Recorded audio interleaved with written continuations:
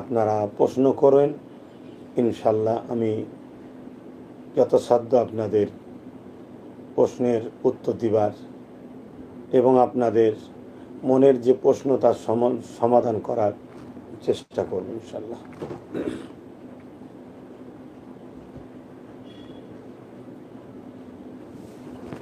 আলামিন মোল্লার প্রশ্ন, 2026-এ আইএসএফ এর ব্যানারে আপনাকে দেখতে পাবে বাংলাবাসী। 2026 এখন অনেক দূর।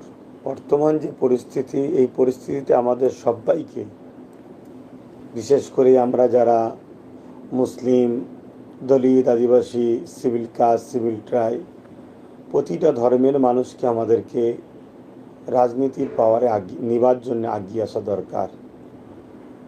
একটা প্রবাদ বাক্য আছে, যার দল নেই তার বল নেই, এবং ডক্টর বাবা সাহেব আম্বেদকর বলেছেন সংখ্যা অনুপাতে ভাগিদারি। সেই জায়গায় এখনই সবাইকে এগিয়ে আসা দরকার। অবশ্যই আমি গরিব মানুষদের পাশে ছিলাম, আছি, আগামীতেও থাকবো ইনশাল্লাহ।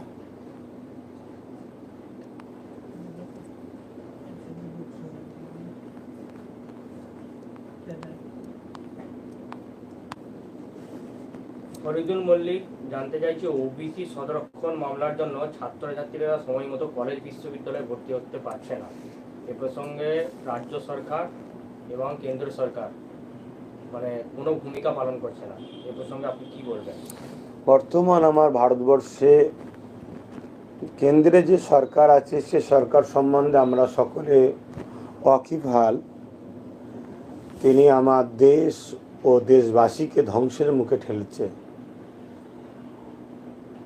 অলরেডি আমার দেশের এয়ারপোর্ট থেকে শুরু করে, স্টেশন থেকে শুরু করে,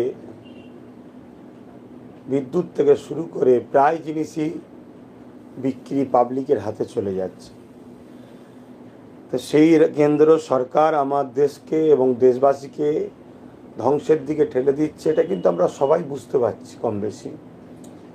কিন্তু বিশেষ করে আমার রাজ্য সরকার যে বড় চাতুরতার সাথে ওবিসি সংরক্ষণ যাতে বাতিল হয় তার জন্যে ওবিসি সংরক্ষণ দিবার যে প্রসেসিং আছে, যে নিয়মাবলী রয়েছে, সেটাকে ব্রেক করে নিজের মন মতো করে ওবিসি বলে মানুষকে একটা সময় জয়েন করিয়েছে, যাতে করে তেনার উদ্দেশ্য ছিল এই ওবিসিটা মামলার মধ্যে অন্তর্ভুক্ত হয়ে যায়, ওবিসি সংরক্ষণ যাতে বন্ধ হয়ে যায়।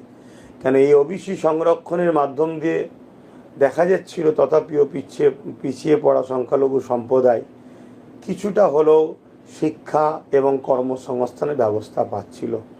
তাই রাজ্য সরকার সম্পূর্ণ ইচ্ছা করে, যাতে করে এই পিছিয়ে পড়া সংখ্যালঘু সম্প্রদায় মূল স্রোতের দিকে না আসতে পারে, এই ওবিসিটাকে টোটাল যাতে একেবারে নির্মূল করে দেওয়া যায়, এটা একটা প্ল্যান মাফিক কাজ করেছে। এর সমাধান হিসাবে আমি মনে করি আমাদেরকে আইনের যেমন মামলা চলছে, ঠিক তেমনই সংবিধানকে মান্যতা দিয়ে রাজপথেও আমাদেরকে আন্দোলনের জোয়ার আরও তুলতে হবে। সেভাবে তো ওবিসি নিয়ে আন্দোলন নাই বলতে গেলেই চলে। এটাই তো সবচেয়ে বড় দুঃখ।